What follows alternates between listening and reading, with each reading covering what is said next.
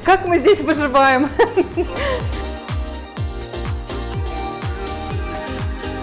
И стены, как в психбольнице, они мягкие. Очень актуальна эта зона сейчас в зимний период. Тут тоже кто-то постирал свои вещи. Класс. Я с мечом джедая. Весна вот такая вот. То солнце, 35 градусов, то дождь.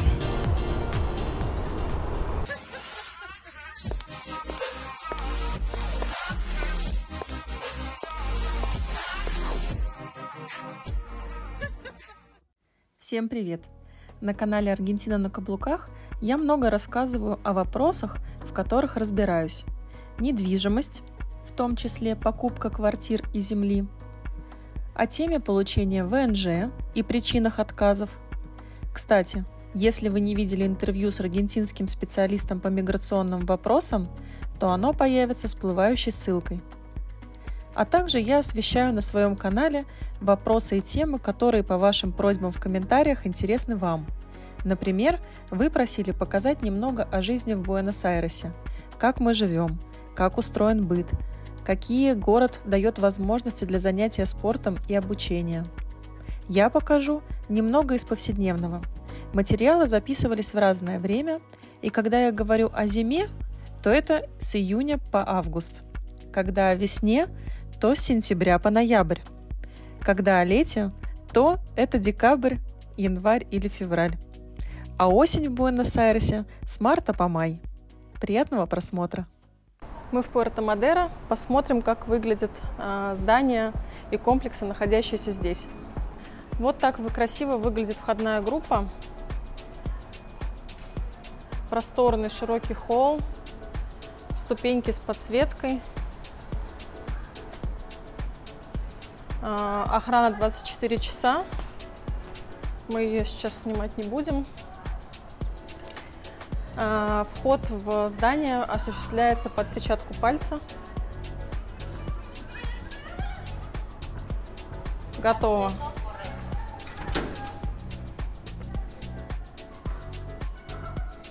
Попадаем сразу же в такой просторный холл.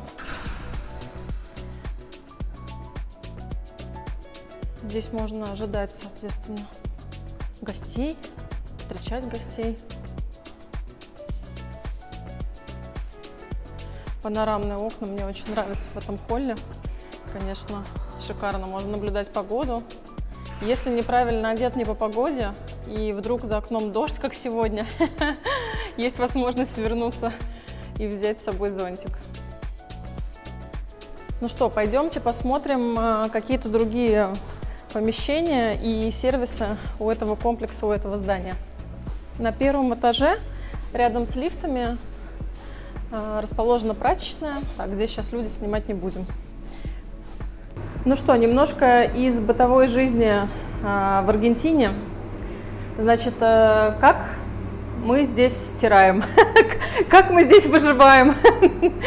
Мы стираем, значит, либо в стиральной машинке, находящейся в квартире, либо в стиральной машинке, находящейся в доме, либо относим вещи в прачечную. Вот если вам повезло и у вас есть стиральная машинка в доме, вот у нас здесь в Пуэрто-Мадеро как раз именно в основном такие здания, новые здания, где есть большие комнаты для стирки. Вот так она выглядит. Вот здесь 3 стиральные машины. Первая, вторая и третья. И 3 сушилки. 4-я, 5-я и 6-я.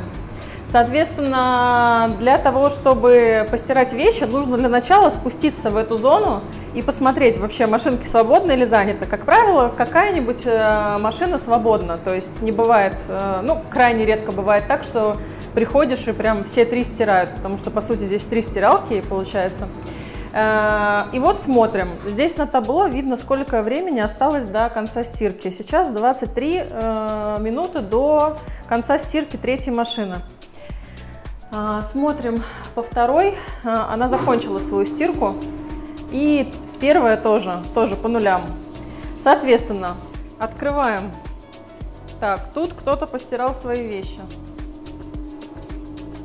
Тут тоже кто-то постирал свои вещи. Класс. Для того, чтобы мне постирать, мне нужно теперь переложить эти вещи в какую-то емкость. Например, вот в эту. Ну ладно, что делать? Придется. Так, какой выберем? Давайте выберем номер 1. И я сложу теперь все эти вещи.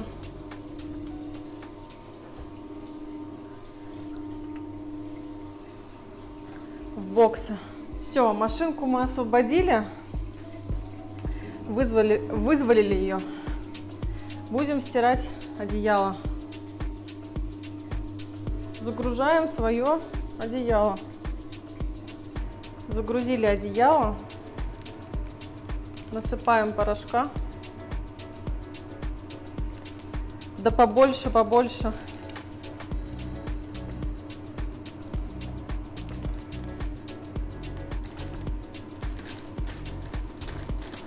Так, я купила временный порошок. Такой, чисто на разочек. Потому что я поеду за хорошим порошком в другое место. Сейчас купила просто для самой ближайшей первой и последней стирки. Так, значит,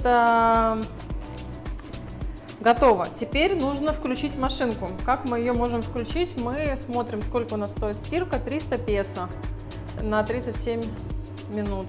Либо 60 минут сушки, сушилки. Значит, и дальше смотрим, выбираем вот этими путем нажатия этой клавиши, выбираем автомат. У нас получается стиральная машина номер 1. Вот она, lavadora número 1. Entonces ponemos 300 pesos, опускаем в автомат. Так, 200 положили, еще 100. Отлично. Отлично, все. Активада. Все, на этом переходим дальше обратно к машинке. Все, она, соответственно, уже отсчитывает до 37 минут. Нажимаем зеленую кнопочку.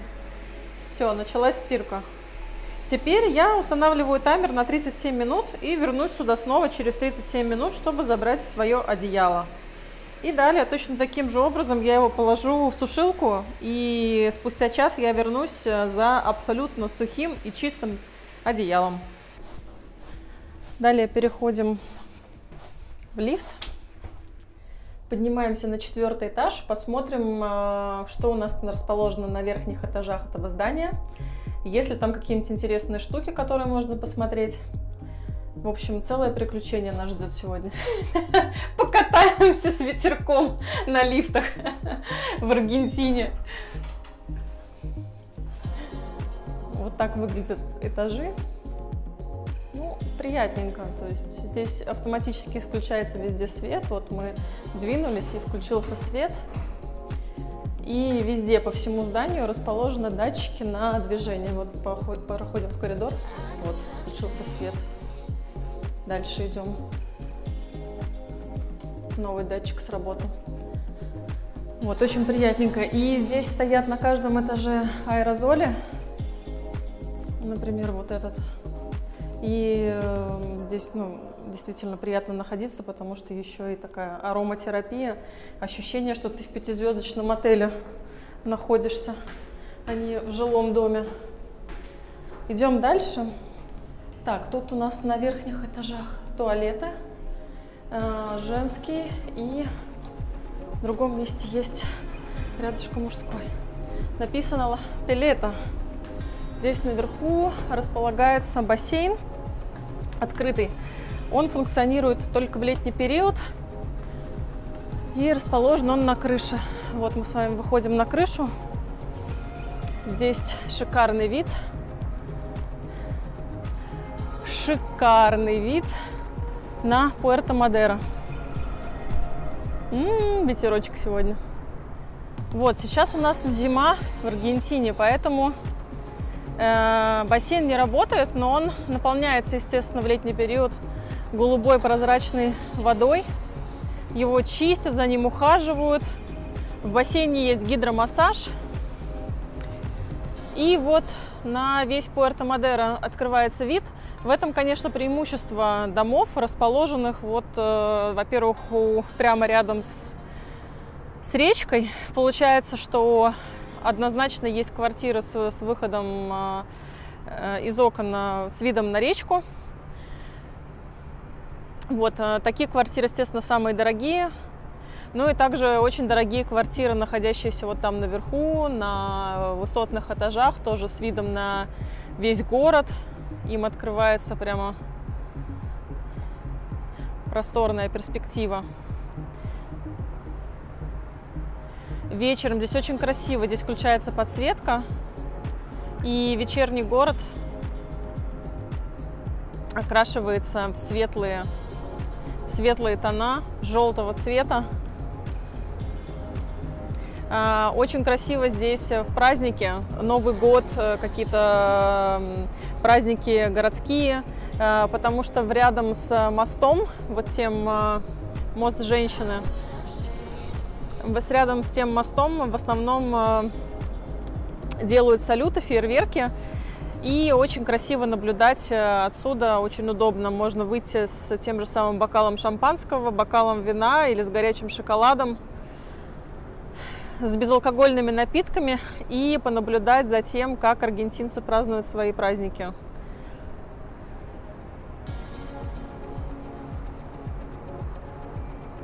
Эти конструкции не функционируют, они напоминают нам о том, что изначально порт был построен все-таки с другими целями, рассчитывался как настоящий порт. Но когда проект решили переформатировать и превратить его в жилой, то, соответственно, часть конструкции осталась. Вот, например, эти конструкции, они были окрашены в яркие цвета, стали арт-объектами, своего рода фирменными знаками Пуэрто-Мадейро. А на противоположном берегу расположены доки, которые сейчас уже, естественно, функционируют как здесь находится здание университета, здесь находится спортивный клуб «Мегатлон», в который я хожу. Здесь расположены кафе, бары, рестораны, жилые, в том числе жилые квартиры. Вот, то есть, различное применение этих помещений.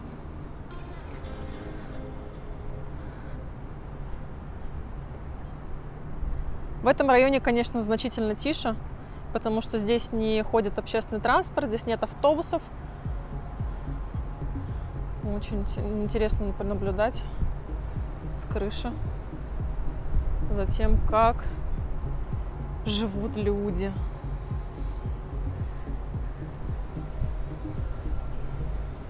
Вот там тоже много балкончиков. Очень здорово.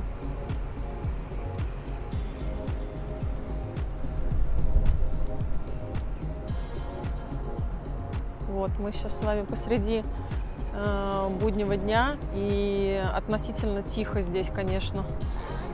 Летом отсюда из бассейна чудесные закаты, они как раз вот в той стороне.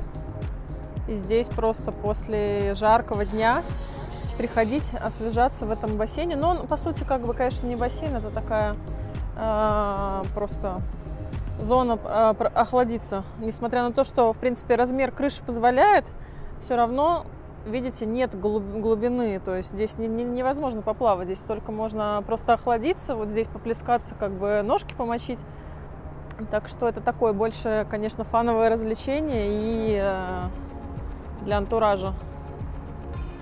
Бассейн побольше есть внизу. Пойдемте туда. Мы перешли, получается, по крыше из одного здания в другое. По сути, это два разных здания, между собой объединенных только крышей, общей бассейном наверху и паркингом, который расположен внизу, получается, между этими двумя зданиями. По сути, это два здания-близнеца. Жильцы этих двух комплексов, они перемещаются между комплексами и пользуются одними и теми же услугами. Если кому-то нужна прачечная, то, например, из одного здания семья перемещается в другое для того, чтобы совершить стирку. Мы приехали на нулевой этаж в соседнее здание. Ну что, мы идем в бассейн, уже во второй бассейн. Для того, чтобы войти во второй бассейн, нужно пройти либо через паркинг, который расположен на -1 этаже, либо же по улице. Вот. Но в основном все ходят, естественно, через паркинг, потому что здесь, ну, тебе не нужно выходить на улицу, можно взять с собой там полотенце, тапки, книжку и отправиться в бассейн. И все проходят через паркинг. Я как-то выкладывала в телеграм-канал, значит, если вы не подписаны еще на телеграм-канал, то ловите ссылочку внизу в комментариях и переходите, подписывайтесь на новости по недвижимости в Аргентине. И по всем вопросам и по покупке недвижимости, и по аренде недвижимости можете обращаться. В закрепах есть контакты, которые приведут вас непосредственно на консультацию по этим вопросам. Так вот, в этом канале я размещала информацию о том, как устроена парковка в исторических зданиях в центре Буэнос-Айреса. И, как правило, эти здания образуют собой точку, то есть это такое вытянутое здание, внизу которого расположена парковка. И так как площадь этого здания небольшая, и в основном оно именно вверх растет, то, соответственно, места на парковке крайне мало. И все машины, они стоят очень плотно друг к другу, то есть там нет места для выезда автомобиля. Они прямо вот в 4 ряда, например, запаркованы вот на этом квадратике. Там, предположим, по-моему, было на районе 6 автомобилей, 6 и 6, соответственно, вот весь квадрат 6 на 6 был усеян автомобилями, то есть между ними не было расстояния, но только чтобы дверь открыть. И механика следующая. Соответственно, подъезжая к своему дому, каждый владелец автомобиля, он звонит энкаргадо, то есть портье, и передает ему ключи для того, чтобы портье запарковал автомобиль вот в этом паркинге. И портье уже шашечками играет, делает шахматные комбинации, вот, или шашечные комбинации, и переставляет автомобили таким образом, чтобы можно было припарковать, ну, в общем, раздвинуть место и как бы припарковать автомобили. Вот, и когда, соответственно, жилец планирует выезд, он за 15 минут до своего выхода также звонит этому человеку, помощнику, и просит его отогнать машину, то есть приготовить ее к выезду. И тогда он уже смотрит, соответственно, энкаргадо смотрит, в каком месте стоит машина, потому что она может быть в самом конце, в 6-м ряду. И тогда он раздвигает все автомобили, которые мешают проезду. И так как ключи находятся внутри в автомобилях, то нет в этом сложности, то есть он садится за руль каждого из автомобилей, отгоняет его таким образом, чтобы жилец мог выехать в нужное ему время. Вот здесь же в больших просторных домах, более современных, нет такой сложности, потому что пространство позволяет. И здесь мы видим уже пространство для выезда. На каждом паркинг-месте установлены крючки. На крючки вешается, значит, велосипед за колесо. Вот. Сейчас покажу, каким образом. Вот, например, вот так. Вот. И, соответственно, можно выбрать утром, на чем ты поедешь, на велосипеде или на машине. Вы бы на чем поехали? Пишите в комментариях, на чем бы вы поехали утром. Ну что, мы поднимаемся на лифте уже из второго здания. Мы поднимаемся наверх в закрытый бассейн. Теперь посмотрим, как выглядит зона крытого зимнего бассейна, который, конечно, пользуется большой популярностью. Смотрите, какой здесь, конечно, классный холл. Вот в этом, во втором здании. Он поменьше чуть-чуть.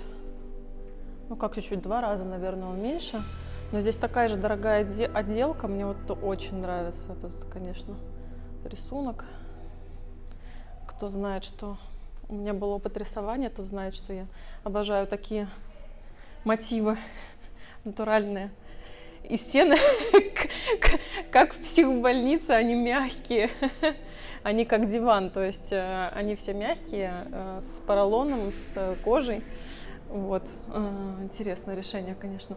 Здесь у нас находится спортивный зал, вот, он хорошо оборудован. Смотрите, есть и различные тренажеры, кардиотренажеры, вот, вода.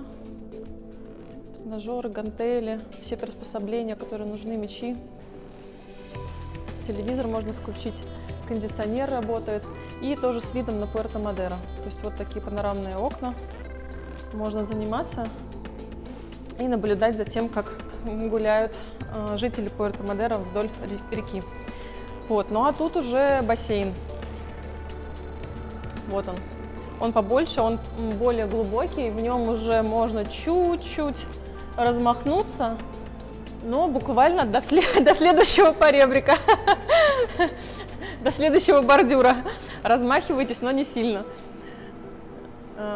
Окна немножечко запотели, здесь тоже видовые, вот, из-за разницы температур. Очень актуальна эта зона сейчас в зимний период, потому что на улице действительно бывает иногда очень сильно холодно. И здесь есть две сауны, хамам, сухая сауна финская и джакузи.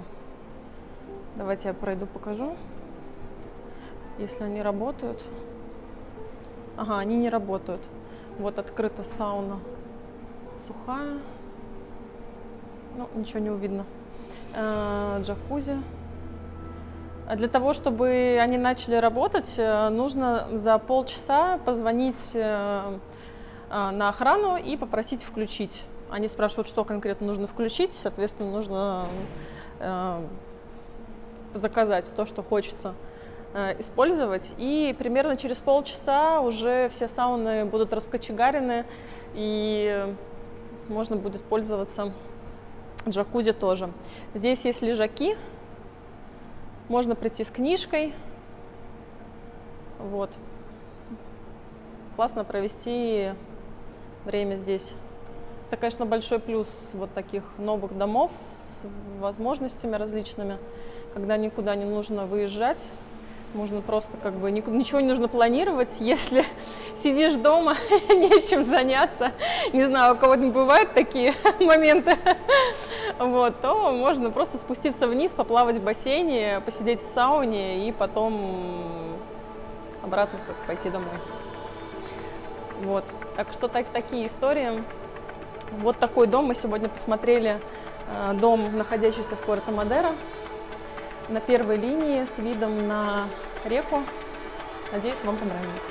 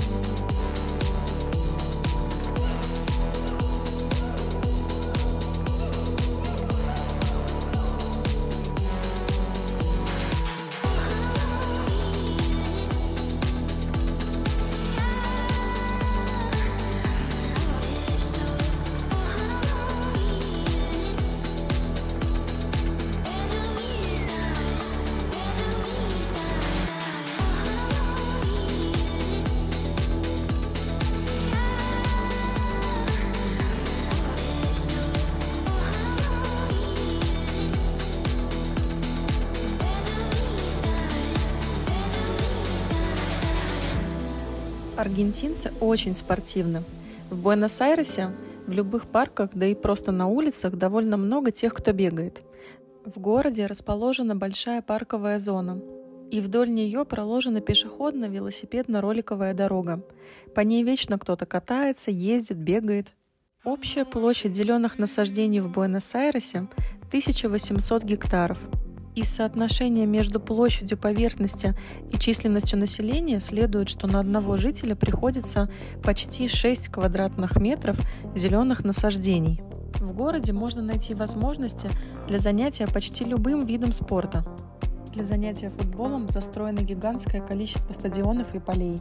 Для катания на скейте предусмотрены специальные дорожки, променады и площадки. Для катания на велосипедах по городу проходит примерно 130 километров велосипедных дорожек, которые пролегают через город от севера на юг и с востока на запад. Профессионально в Буэнос-Айресе можно заниматься гольфом, конным поло, регби и хоккеем на траве. Кстати, в Аргентине хоккей на траве считается преимущественно женским видом спорта. А участвуя в марафонах, можно исследовать Буэнос-Айрес. 7:25. Утро, пробежка, Либертадор.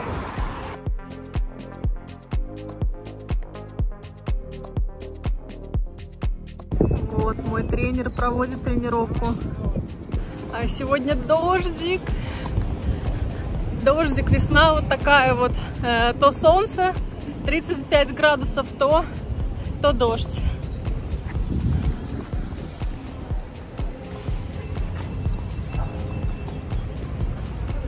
Но многие продолжают играть.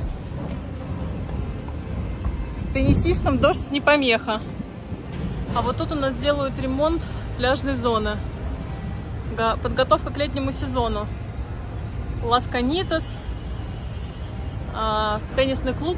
Здесь на самом деле не только теннисный клуб, здесь еще есть и детская площадка, тренажерный зал, и вот бассейн. По сути, это такой, можно сказать, площадка для отдыха, для спортивного времени. Бассейн наполнен, и к выходным, сейчас будут как раз длинные выходные, пятница, суббота, воскресенье. Я думаю, здесь будет полный клуб народу. Кайф.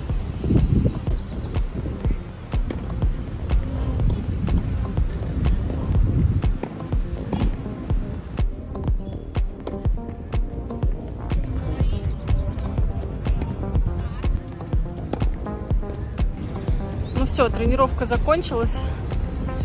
Можно попить прохладного лимонада и двинуть домой.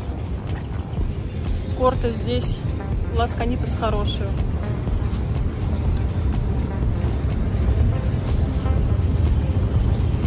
Вот такие. За ними ухаживают, после каждой игры их поливают, если жаркая погода, чтобы они были немножечко влажными и не пыльными. Вообще территория здесь очень благоустроенная. Вот. Кафе.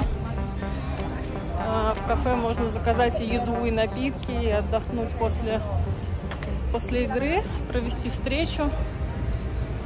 В общем, здесь очень такая приятная территория. В Аргентине великолепное образование и огромный выбор языковых курсов для всех типов людей. Для студентов, для профессионалов или даже для путешественников. Курсы испанского языка доступны для всех уровней владения языком, возраста и продолжительности обучения. Изучать язык можно как в университетах, которые открывают специализированные языковые курсы, так и в специализированных языковых школах.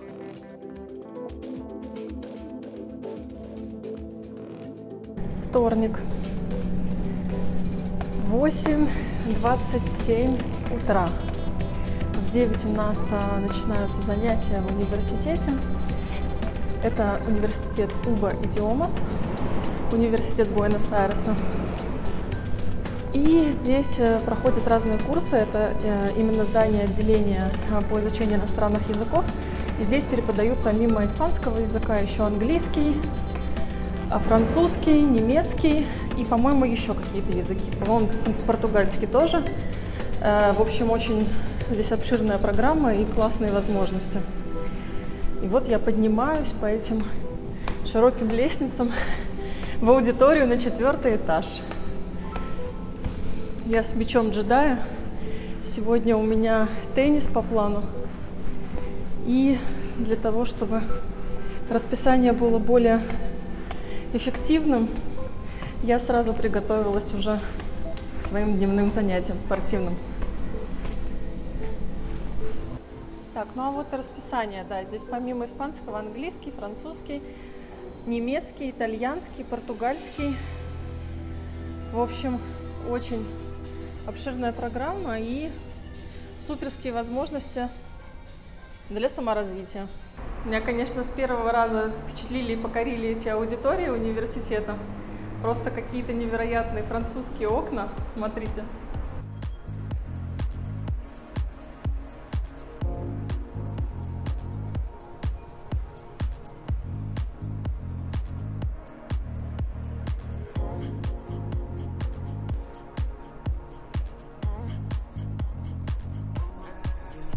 Из окон открывается вид на центр Буэнос-Айреса, на Пуэрто-Мадейро.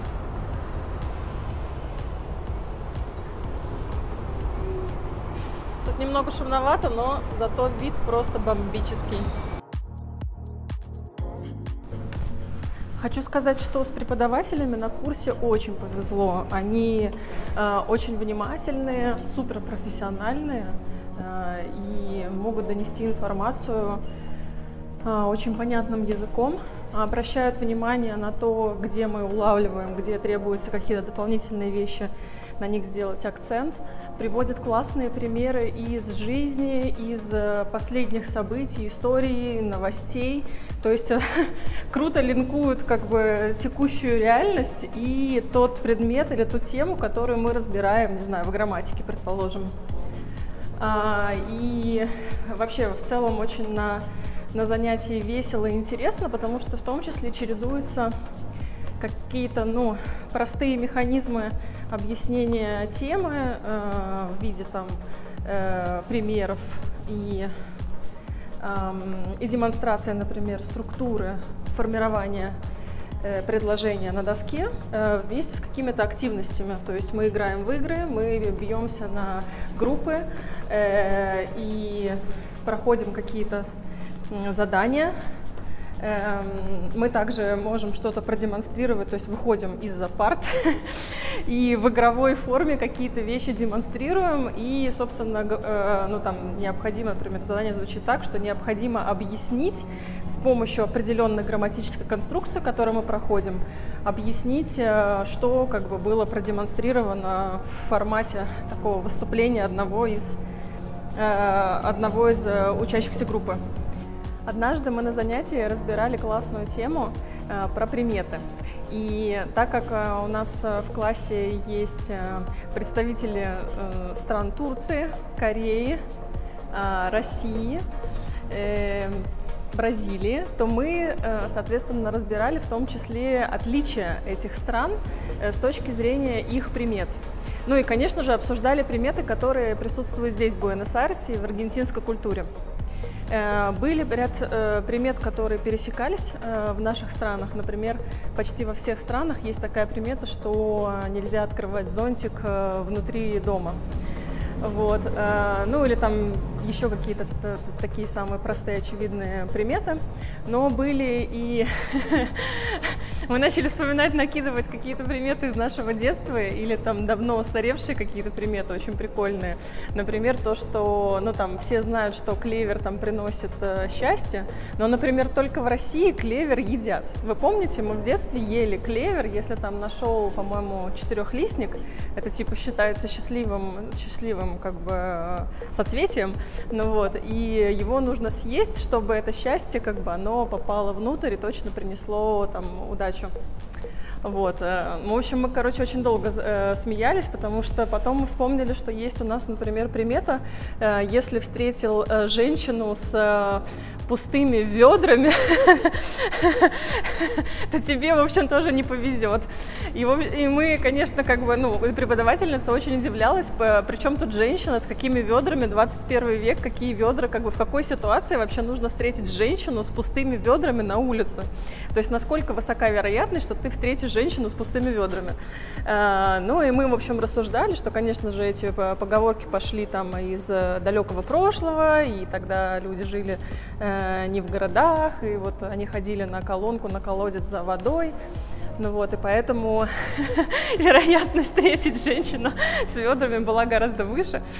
В общем, потом, в общем, все дружно посмеялись над тем, какие, конечно, довольно странные и уже, давным-давно не актуальные, приметы есть.